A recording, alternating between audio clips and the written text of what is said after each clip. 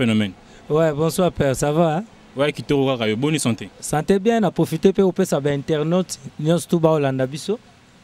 Ba mbote na bango parce que na mincho toza soir ba bonsoir. So pe otalango na tongo bonjour quoi. Bon move. Ah, mouvement c'est bon, mouvement vraiment affirmatif, donc Lisboy Fondation vraiment posé. Vraiment. Les lots oyo succès auto yebelara nango vraiment phénomène. C'est ce phénomène l'équipe couvre-feu ne mo dara le bon. Ce qui phénomène a bête kangi. Les lots net c'est moi genre. N'habite zobana na yo moko yo mo ndeni parce que yo potala ati. Oza na minute yo oza présentateur mais un moko yo moko comme téléspectateur. Bon ndenge siko de la Lisboy Fondation. Yo mon échanger. Ngamo na moni ekiti. Yo mon ekiti hein. Peut-être pour na occupation peu comme peut na ba mambebele. Lisboy Fondation toujours normal yo ebiga eza groupe yo. O ekitaraté. C'est Mata et Kitarandeti. Donc, na kati ya RDC, je crois yo moko yebi. Makambo penda ba troupe théâtrale ndenge ya laka mingi penda force etira mingi na banzonzinga. Oya sangani mboka bato basangani. Mais siko na bandenge penza ke leader et son groupe. Donc ndenge la penda ke Isobe et son groupe penza. Donc Lisboy Fondation toujours. So penda au télémusée au tambusi pena micro baladeur pena aujourd'hui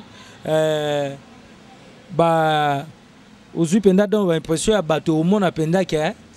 ba ko yebisa yo pona mouvement. Donc ça dit faut que kendara penza mingi ko tunaka batu na ba cité parce que au monde hein bangonde vraiment mutu bazwa mambo théâtre pena donc ba tango na ba programme ngana yo ta mususu peut-être ngana ça va ta mususu théâtre na sali mais tant peut permettre te Nathalie Angoti.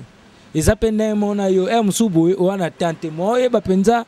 ba maramunenge eza penati mais tuna ndengo za micro lekisa na ba fanatiko bata théâtre ba ko biso pona Lisboy Fondation et puis ba ko biso pona les phénomènes isubi.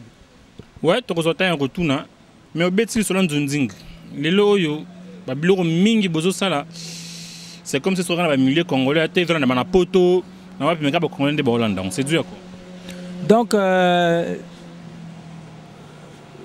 par là, je peux dire que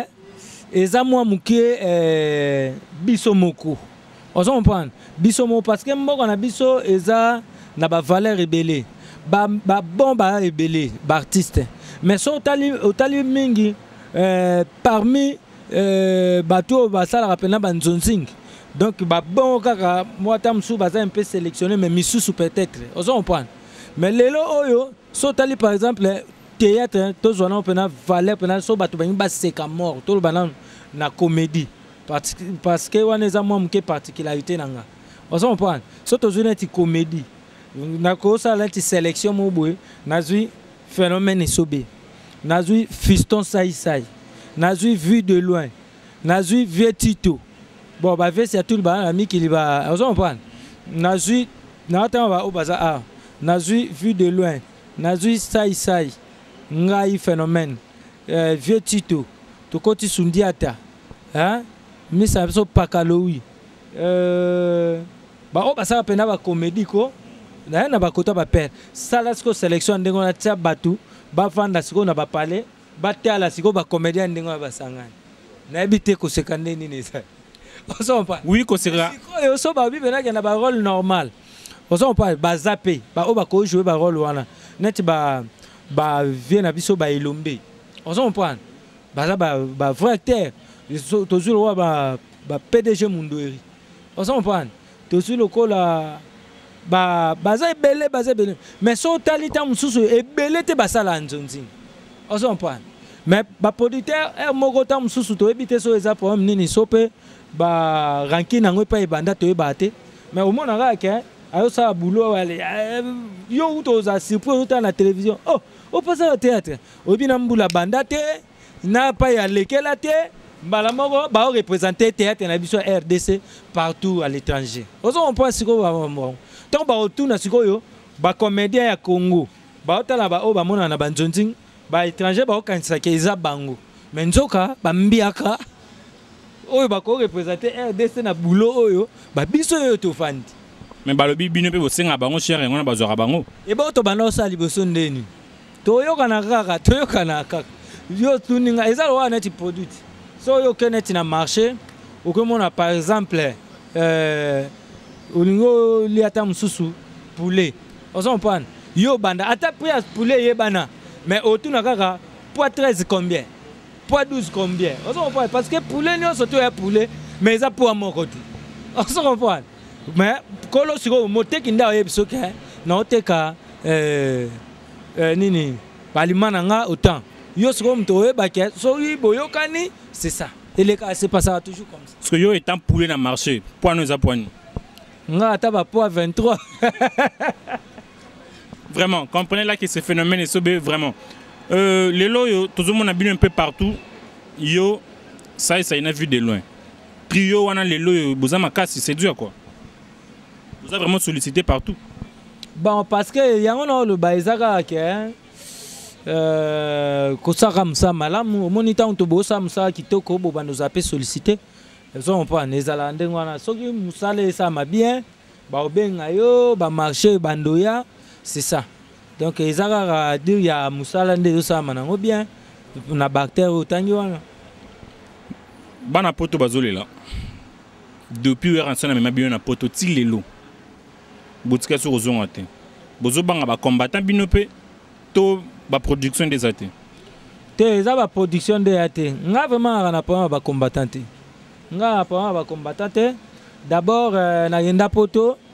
to na vient na biso rançon et ala ramba liboso te avant yango na kenda ba poto na kanisa za na témoignage moko bien pour na bana poto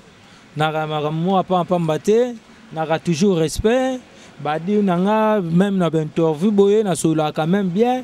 donc na rappelé un problème na ba combattant y compris na bana poto nyonso to en général na problème na honte na za quand même artiste moko oyo so tali vraiment na plus aimé batu balinga nga mingi suite ya ba comportement nanga na ça qui est fort na za la bien na batu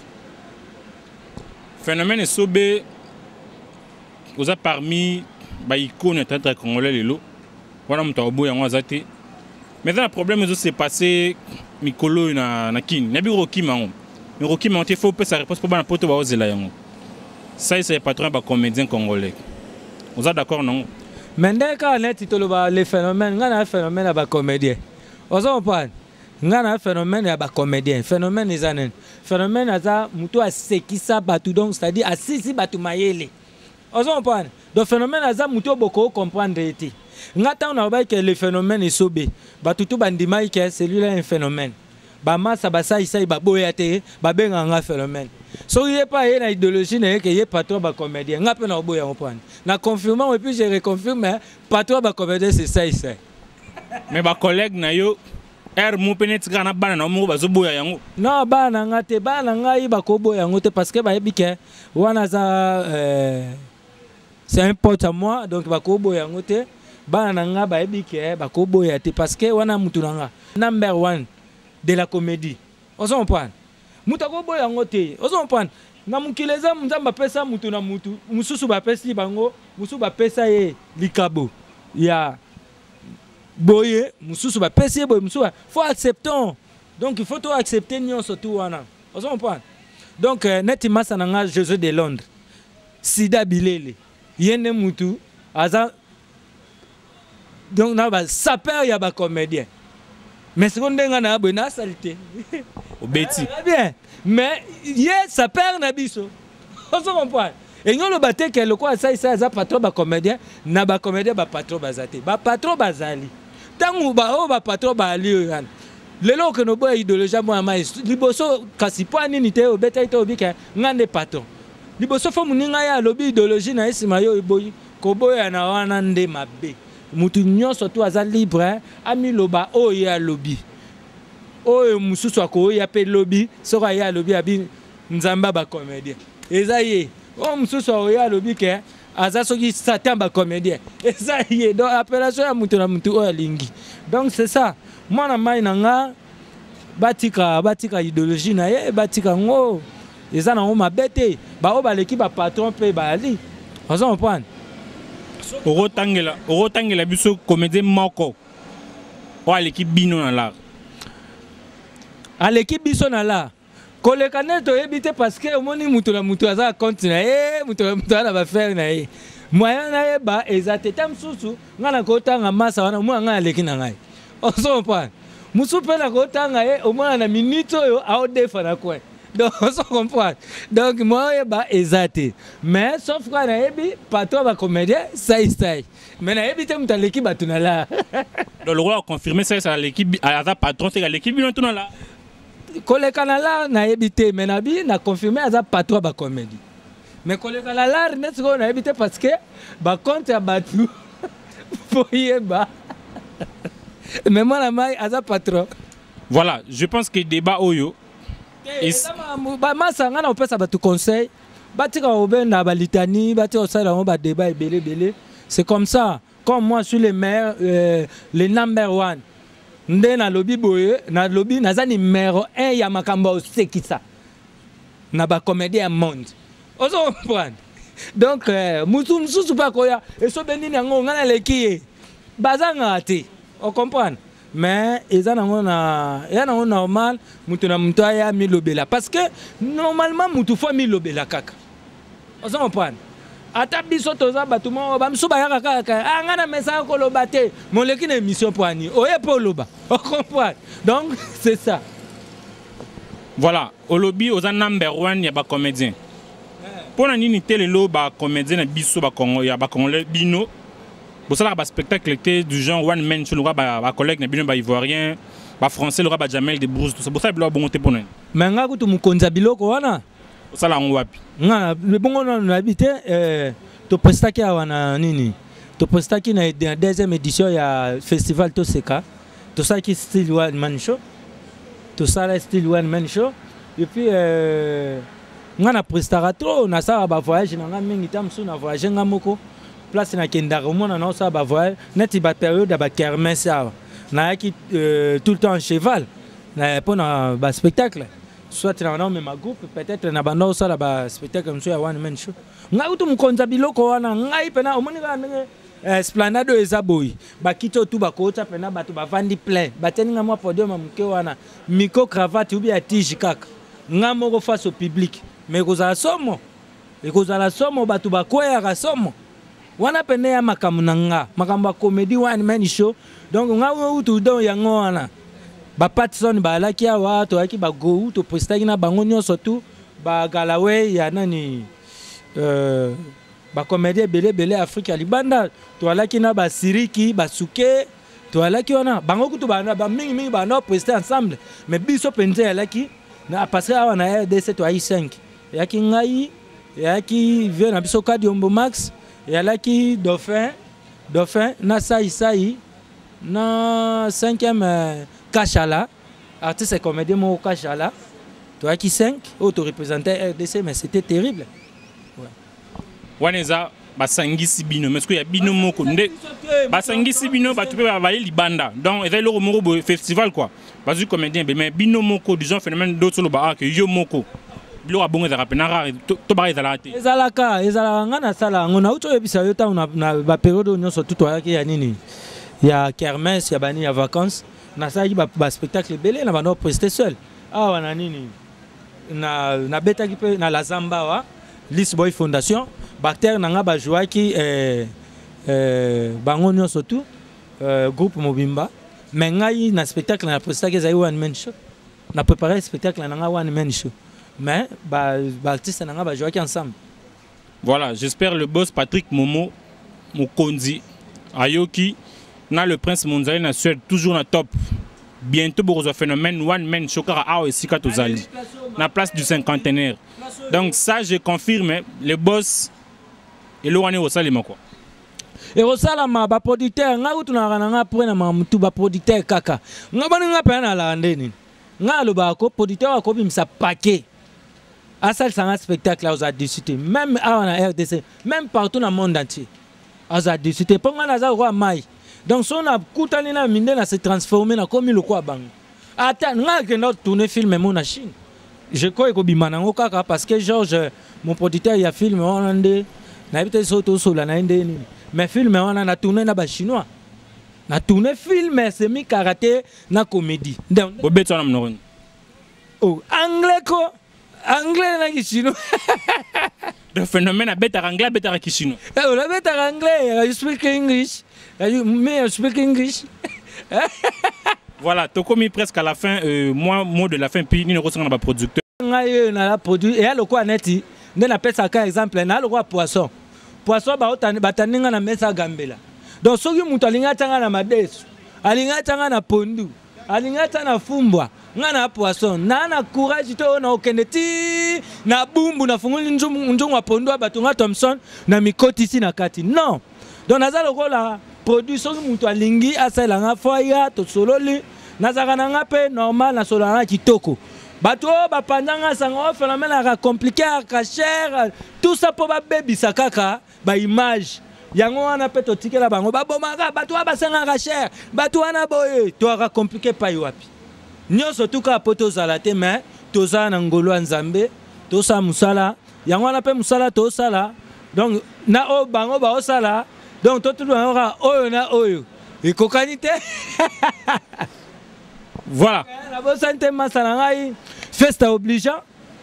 Festa obligeant. Moninga dudumbi, c'est que dudumbi c'est poisson. Place on va pas nama aux Olanda biso. Didenzo ngomokonzanga ba mais nazo regretter mikolo babi ba linge zoyate. Oh toi ou toi beta ba collection 2014 pe yango comme na suka sangisa ngo ndekono ya artiste même taille yo et kitabakoto yo to contrôlant kitoko. Taka be mission yango to samba na ndeni. Faut tenir stemai nani bakoye bakengna ranzongo bino ba dide nzongo bozali mama Pauline nzongo ma ministre na bosanité BBC nzongo Leti nzongo mama Odette nzongo na bosanité banzongo nyonso tout Aina nzongo Junior nzongo na bosanité Lisi nzongo na Belgique Magui Makese nzongo na London na bosanité oncle nanga José nzongo Vegoudron bino tout babola nzongo famille nzongo bimba et puis masana ngai Mathieu Kamani na bamikili wana toujours na bosanité ayo yango wana boze belé donc Solange Diata Tina Diata mère bébé nitu maman na Francine nitu yayo yango wana bambote na yo belé pa boza mère na biso maman Chantal na Josini donc mère na biso à la couturière donc bambote no pe yango wana na bosanité ba massa tout ya ba comédie o bana mikili na tiki bino ba na bino donc ba Gianni Versace ba Po Firenze ba José de Londres comme moi na Suisse mais tozane na noa ba Ansi Luzolo ba Mike la Duchesse mon jeune frère et puis mon jeune frère encore Igor 2 minutes donc ya bino yango wana ba Sami Mokili bozé belé donc ba Papi Michopo ba petit nanga nana petite sœur propre nana Pita na Bella ya bino yango wana masa nanga Gilles Vassimba na bosanité boza belé à trop quoi donc le phénomène artiste na bino comédien yango ye azo pesa no ambote mais pendant otika bino ndengo na te na obeta bino moi solo moko eza na une question alors bandi kuna na tuna bino est-ce que buyibi point nini mwana bébé soka lali na berso balali siye moko muto sexy ete oh soba sexy oh satola sexy oh mangwa sexy oh ngade nenga zonga ki Londres bongo a sexy mwana bébé muto sexy ete mo muna kaka mwana sexy moko buyiba mwana seka nini est-ce que buyiba mwana bébé tant mususu lali na berso muto sexy ete mwana ye moko seki buyiba ilu nini mwana sekaka naringa yib sabino tina mwana seka surubu muni mwana bébé alali muto alekite asekisi eta salishi yete mwana sekiye moko tina sekaka nzambe muto asekisaka ye nzambe alubaka na mwana nini ayibsaka ye bébé kubanga te omoni mukolo yopo kola makambu tatana na mama no basaka yopo bandu salango yango mani salaka mwana sengo umuna mwana aseki merci mika bana pana manyoso Julio Mutoto le cordon Elkin na leli grave na leli à trop quoi hein mbanga na nkolo Julio Mutoto ya bino mosali John Tambwe Fislove le Mahatma de la presse en tout cas phénomène on a plaisir na baksa papa Di Kilombo prêtre et puis je reconfirme prêtre encore donc un grand prêtre papa Di Kilombo ya mama Bello na bosanité Myriam Misamu toujours nasima mama Belo Myriam Misamu yeah moi c'est à poto donc na bosani binote na pesi batu tout bayebi le phénomène et sobe na bosani te Malubadu Mongali Yoji Olivier Lunianga ya bino pe yango wana merci à trop papa il dit qu'il lombo phénomène à l'eli prêtre donc